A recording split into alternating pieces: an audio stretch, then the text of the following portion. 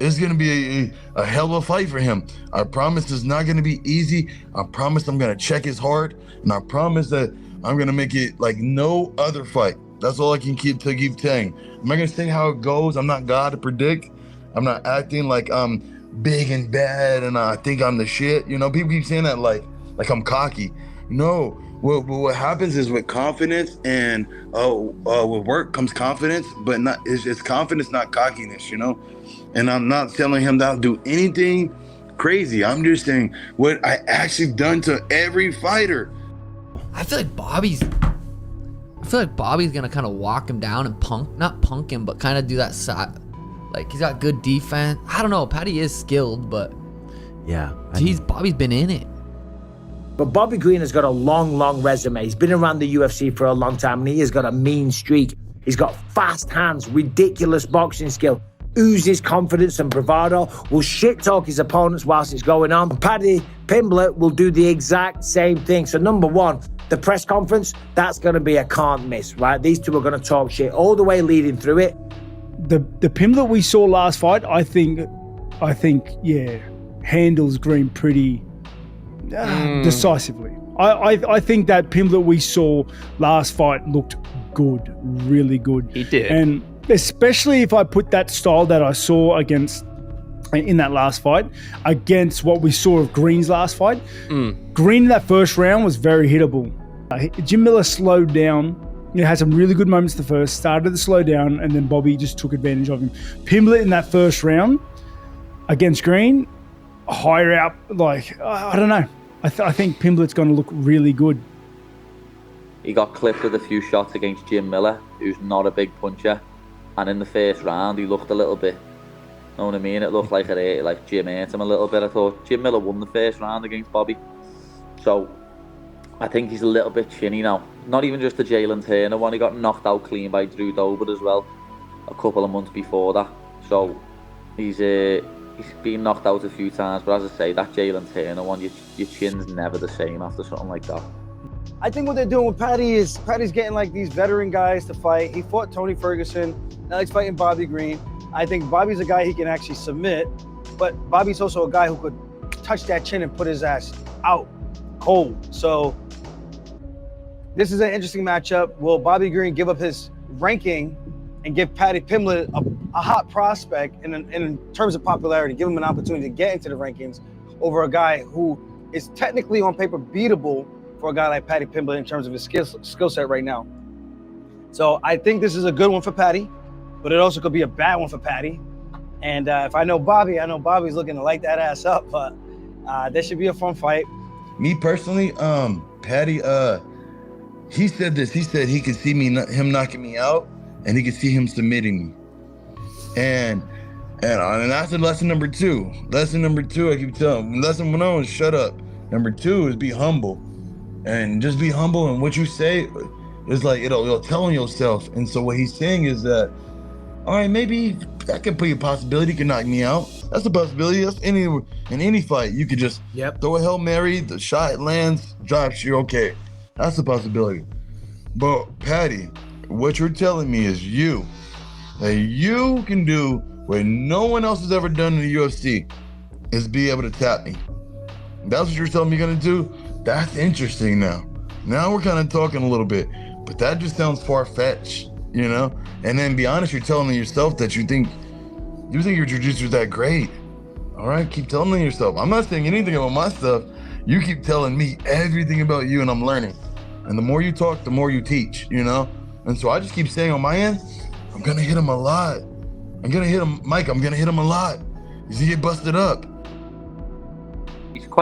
He makes me laugh, to be honest. He is quite funny. He just put stories up, talking into his phone, and he put a story up saying like, "Oh, if you want to grapple with me, just sit down, Pad, and scoot towards me, and I'll sit in your guard." Know what I mean? But I just said that because he put an Insta story up a couple of weeks ago where I said I think I'll submit him. He put an Insta story up saying, "Oh, anyone can get knocked out with a lucky punch. You might knock me out, but you won't submit me. I haven't been submitted in so long." So I just said that. I was like, you said I can't submit you. Grapple with me then, lad. Know what I mean? I'm not saying I won't strike with him, because I will. I'm going to come out. I'm going to try and take his head off his fucking shoulders. But if he's saying that I can't submit him and I can't, and he can grapple with me, come and do it then. Know what I mean? He put a picture up of his brown belt yesterday on his story. Know what I mean? It's like, fucking hell, lad, I got my brown belt when I was 21. Paddy's going to have to look to take this one down. I'm not saying he can't do it with the hands, but on paper, Bobby is faster, okay? But this is a mixed martial arts contest with the threat of the takedown and all the rest of it. It opens up the striking. But I think Bobby on the feet is better. I think Paddy on the ground is better. It's not a striker versus grappler type of matchup, but it's certainly a step up. It's a real fight for Paddy Pimblett. And if you can get through Bobby Green, hey, listen, massive, massive opportunities await Paddy Pimblett. I just feel like when I see this fight and I see Paddy Pimblett, and I'm actually even surprised that Paddy Pimblett took this fight, but it was about time.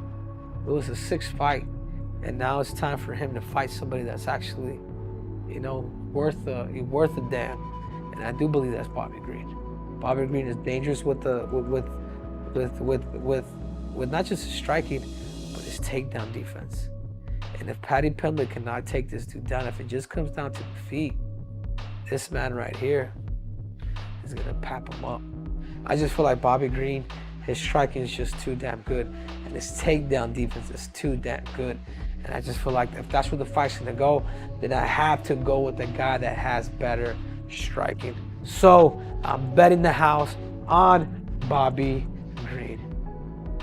Well, saying that, he thinks he's at RK, so he might come out and just try and take me head off in the first round, but I can see him thinking, oh, he gassed against Tony, let's try and get him to the 3rd round. Because Bobby hasn't really got knockout power, has he? You know what I mean? He pitter-patters people and ends up TKOing them or winning by decision. You know what I mean? Yeah. The only person who knocked out was Grant No Jawson. You look how he's talking. He's talking like a spoiled little brat. And it's the cool kids versus the brat, okay? It's the cool kids versus the brat. And he's the brat, and I'm the cool kid. He's the brat, and we got to whip their asses when we can get their time. But we can't whip their asses in front of everybody. We can't get the chance. We can't catch them. Finally, you get that one time to catch him, and you catch him when he was out of school, and it was off campus, and you beat him up. And now this is that time, Ariel, where I'm going to beat him up. Paddy just said my name, and so that was personal for me. It's like, I just want to get you because you thought you could say, like, I want to fight Bobby Green. What? Why you pick me out of everybody else? You think that you got some type of, you think you can get off on me? Nah, I'm going to show you this is a bad idea. Yeah, as I say, I reckon his striking's very good. His takedown defense is good, and that's what he's going to try and do. He's just going to try and use his takedown defense, keep it on the feet, because he thinks he'll outstrike me. But as I say, his chin's gone, so strike with me. We'll see what happens. I like Paddy Pimblett's fighting style. I'll be honest with you guys. I think the only thing that hurts that he does in his career is that he gets extremely fat. I don't know why people give Paddy a hard time. He's doing a pretty good job right here. Coming forward, right hand. Ooh, he gets rocked there. I don't think Paddy sucks. But he's so good about, like, when he goes, he goes. He's a fan favorite to watch fight because he just goes. I'll be honest with you guys. I think he does take a lot more damage than he has to, but I think that's why he's one of the fan favorites and how he puts the pressure on the people he fights, and he just loves to fight. You know, the reason he's not been caught with a clean punch on the chin is because he covers distance so quickly and with so much confidence. Like, I was having this debate with my Raptors the other day, and they were like, yeah, but he always runs in with his chin in the air and someone's going to catch him. And it's like the perception is that now he's got to the UFC, that everyone in the UFC is going to have that perfect timing to run him onto a right hand. And the truth is, confidence goes a long way. No, he's great, man. And Paddy and I have been in contact a little bit. You know, he's a marketable guy. He's a happy guy. He's a fun guy. He's fun to watch. He's fun on the microphone. He's the total package. And people can hate on him all they want, but really they're just being haters because Paddy Pimblett's the total package. But can he put it together inside the octagon within the bells and continue to keep winning? We'll see. Dude, this is a recipe for him and Tom Aspinall to truly propel themselves to the next level of stardom inside the UFC. It's crazy, it's massive, and I'm certain that these young athletes are starting to feel that.